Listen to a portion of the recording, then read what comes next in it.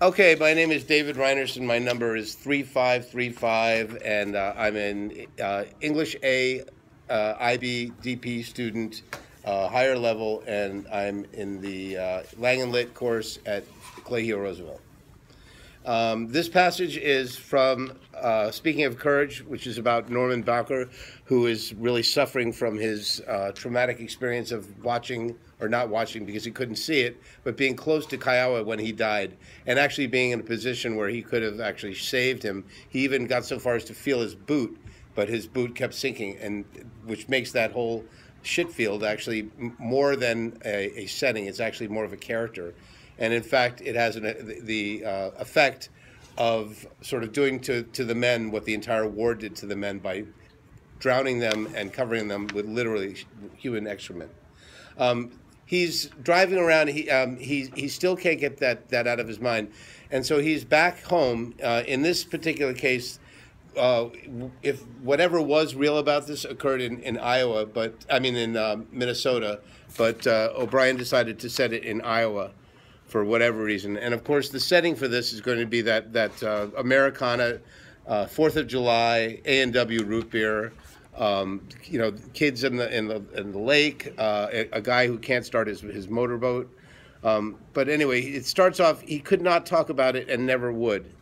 And it actually goes on to say that he wished he could have explained some of this, but he has this thing on his mind that he really actually could use a speaking therapy with a psychoanalyst to sort of get this out of his mind, but it's stuck there right now. And so his only recourse is to drive around and around this lake, which, you know... Get it, go ahead. No. So anyway, some of the main themes in this are actually the character and the emotional health of Bowker, and basically in an offhanded way, Kiowa, who is a character that we have grown to realize is sort of a pure character. The father is in this in a minor way. The father is sort of the impetus for Norman Bowker to be a heroic in the war with the promise of winning the Silver Star. And ironically, he wins 7 other medals, but I'm going to read this conversation that will show you the subtext of it is that they're actually quite dissatisfied. So the first symbolic contrast that you're going to see is that he could not talk about it and never would. The fact that they're using pronouns to talk about it, he wished he could have explained some of this. It's almost like Voldemort, that cannot be named. This is like a noun that cannot be actually expressed as anything but a pronoun because it's too close to home and too disturbing for him. The evening was smooth and warm. Okay, so the connotation of evening is about as pleasant and positive as night can be. Even though the sun has set, the implication of evening is that it's actually a relaxing time. For many people, it's the most relaxing part of the day. And it's smooth and warm. How can an evening be smooth? That's a really nice sort of figurative way to talk about a climate or a setting condition. This is opposed to in the 2 lines down oh, there aren't line here, but in line 4, the Kiowa slipped away that night beneath the dark swampy field. Night, dark swampy field, evening, smooth and warm, like a very marked contrast. Basically, there's the antithesis that works its way through the entire book. Again, O'Brien is talking about his death. He slips away. It's not like he's drowning. It's not like he's blown away. Everyone in this story seems to die in a different way. And in every one of the deaths in this story, there is sort of an antithetical lack of suffering in most. There's no one in this that actually is screaming and crying as they die slowly. So just like that, he slips away beneath the field. He's folded in with the war. He was part of the waste. So O'Brien now has equated the shit field and the mud with the war that the men were in. So it's just a microcosm of the larger macrocosm of that which is pulling everybody down. He turns off his headlights. Headlight it's a passage of time. In most of the book, O'Brien uses recursive back and forth time shifts, and in this case, there's more actually of a linear sense of time passing in a chronological way. Again, he remembers how he had taken hold of Okawa's boots. This is so much of the story is about remembering. To pull hard. Okay, so and also the headlights are kind of a way to see, and you could see that as a symbolic way of he wants to actually see the truth and see the story inside him, but he's unable to actually turn on his own headlights to actually see what's going on inside his own emotions. He's driving slowly. The smell was simply too much, and how he'd backed up, and then that way lost his silver star. So the implication here is that, again, O'Brien is using sensory details slipped away. He grabbed his boot. There's a lot of touching going on.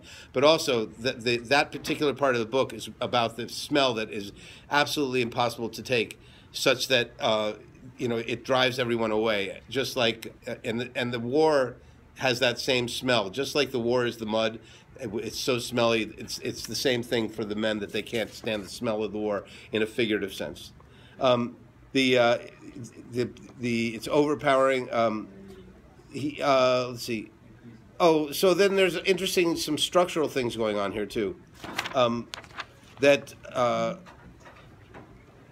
How he could have explained some of this. How he had been braver than he ever thought possible, but how he had not been so brave as he wanted to be.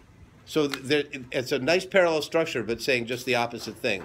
So it sort of lays out this very symmetrical opposition, which makes it very clear.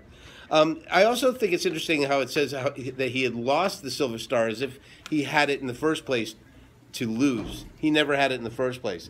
So the implication there is that his father, assumed that when he goes to the war that he is in one way or another going to come home with the silver star. And then the conversation that he and his father has, father's never actually in the scene, but he imagines his father, and he uses would've.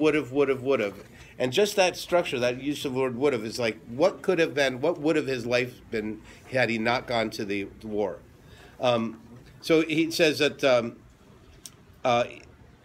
his father would have said that, and is maybe, the truth Norman would have said if this had it, is I let the guy go. Okay, so, he's pretty much taking all the blame on himself. But then his father says, maybe he was already gone. He wasn't. That's what Norman says, but maybe. So the subtext here of what he's not saying, the father's kind of saying, you're my son, I love you, I don't want you to suffer this way. So maybe, he was dead already. But he never says, oh, he was dead already, nothing you could do.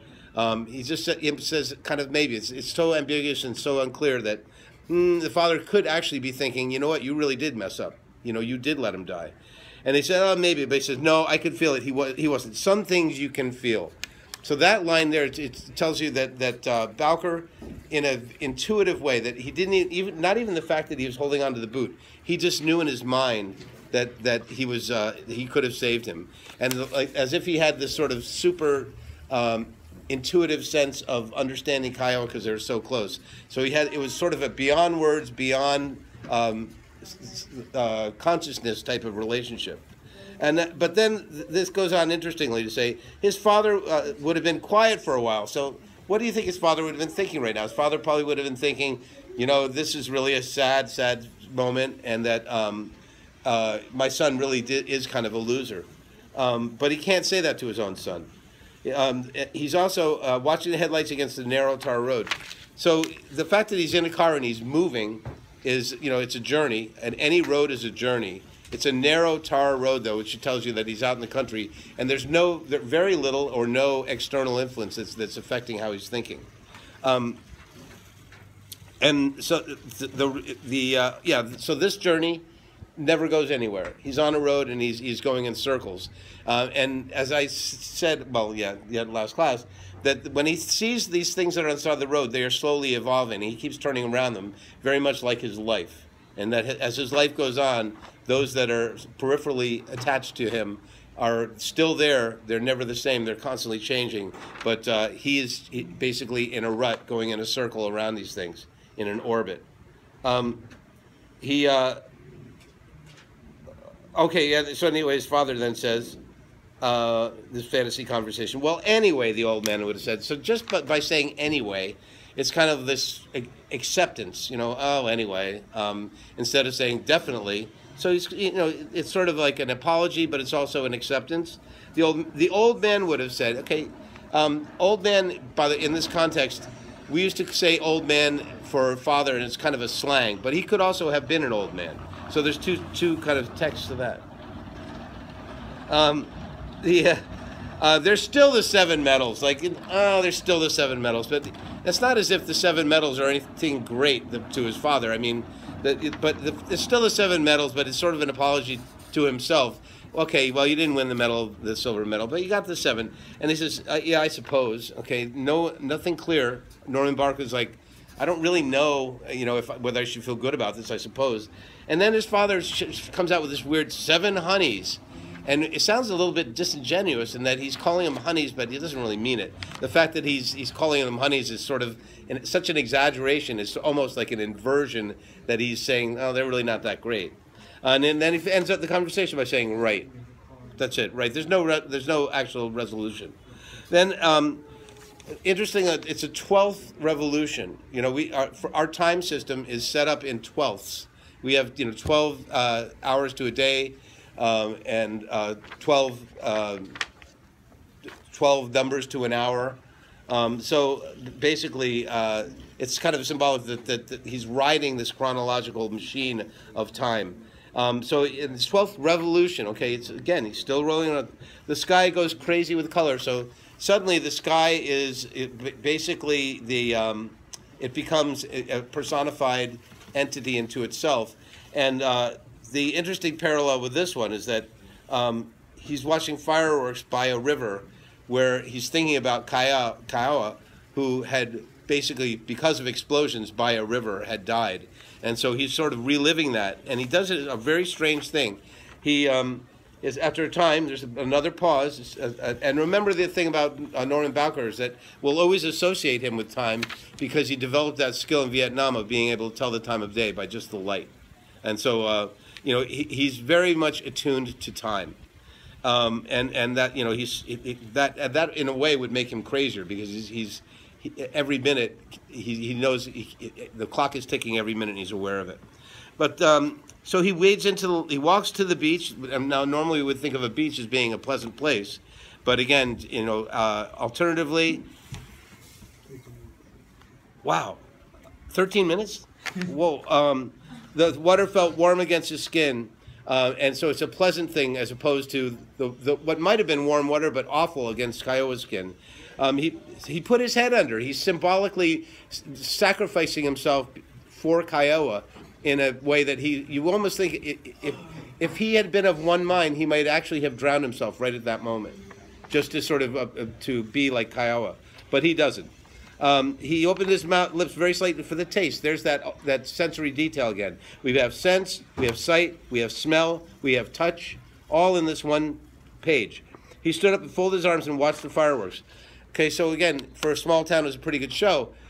He ends up sort of with this parallel of the shit field with the mortar fire coming in, with this lake that is in some ways not much of a happier place than the field. It's a place that he can't escape from. He keeps going around and around it. In his life keeps doing the same thing over and over again with these peripheral characters on the side. And now he's in a position to watch these explosions that are now benign. They're not out to kill him. And that concludes. Oh, it's also Sunset Park. And, of course, sunset, the time of day is highly symbolic of a transition to light to darkness, which also could be interpreted as life to death. And with that, I conclude my IOC.